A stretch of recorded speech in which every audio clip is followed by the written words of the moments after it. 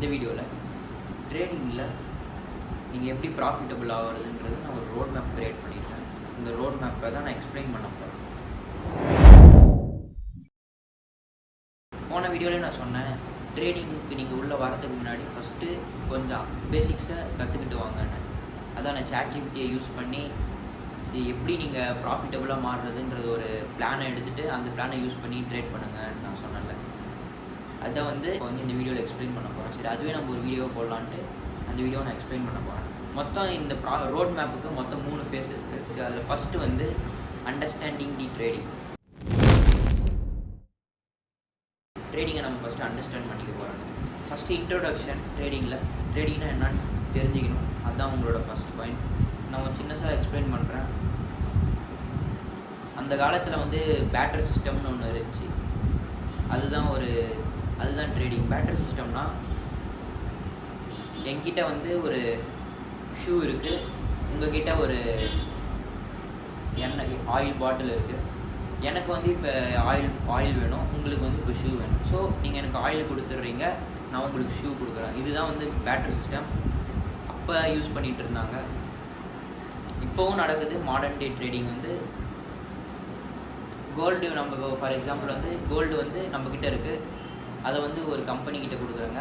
அந்த கோல்டுக்கு பதிலாக நம்மளுக்கு அந்த தேர்ந்த காசு தராங்க. அதுதான் ஒரு ட்ரேடிங். இந்த மாதிரி இன்ட்ரோடக்ஷன் இருக்கும் ட்ரேடிங்க்கு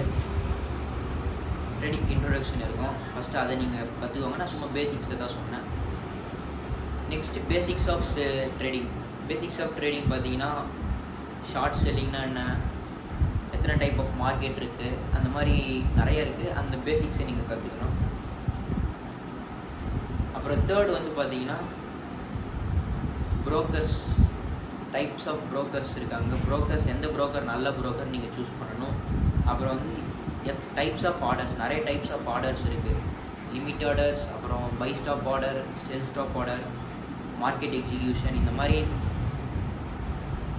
மாதிரி நிறையா டைப்ஸ் ஆஃப் ஆர்டர்ஸ் இருக்குது. அந்த ஆர்டர்ஸை நீங்கள் கற்றுக்கணும். நானே சொல்கிறேன். மார்க்கெட் எக்ஸிக்யூஷன்னா இப்போ உடனே நீங்கள் என்ட்ரி எடுக்க போகிறது தான் மார்க்கெட் எக்ஸிக்யூஷன்.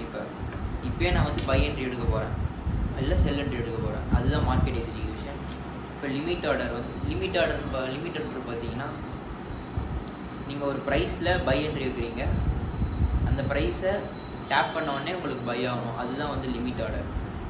இப்போ நீங்கள் வந்து ஒரு கோல்டில் பார்த்தீங்கன்னா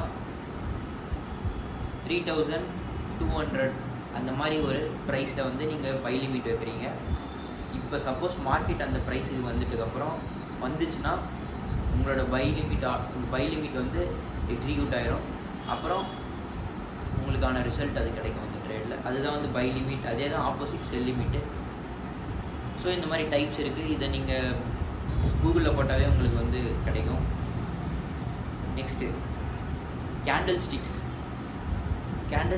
நீங்கள் பார்த்தீங்கன்னா ரொம்ப இம்பார்ட்டண்ட் ஒன்றுன்னு சொல்ல முடியாது. ஆனால் இதுதான் உங்களோட பேஸ்மெண்ட் போகிறதுக்கு கேண்டில் ஸ்டிக் ரொம்ப முக்கியம்.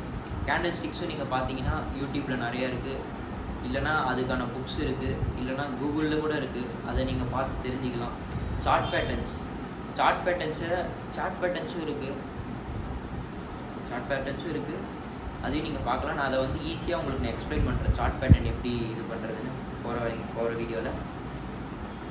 Next support and resistant. இந்த மாதிரி சப்போர்ட் அண்ட் ரெசிஸ்டன்ஸ்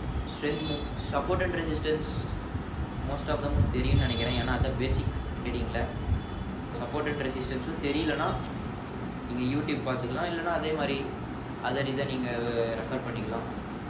நான் ஏன் டெக்னிக்கல் அனாலிசிஸ் சொல்லித்தரேன்னா, எனக்கு அதில் சொல்லித்தர விருப்பம் இல்லை. ஏன்னா நிறைய பேர் அந்த யூடியூப்பில் வந்து டெக்னிக்கல் அனாலிசிஸ் அது மட்டும்தான் போட்டுட்ருக்காங்க. சரி, நாமளும் ஏன் அவங்கள மாதிரியே பண்ணணுன்ட்டு நான் அதெல்லாம் சொல்லித்தர விரும்பலை.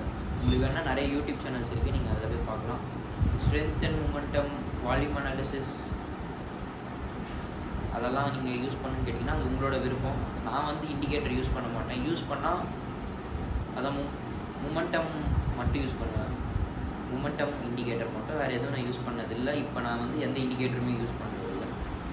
இதுவும் உங்களுக்கு யூடியூப்பில் இருக்குது. அப்புறம் வால்யூம் அனாலிசிஸ் அதுவும் இருக்குது. அப்புறம் ரிஸ்க் மேனேஜ்மெண்ட். நான் நிறைய பேசியிருப்பேன்.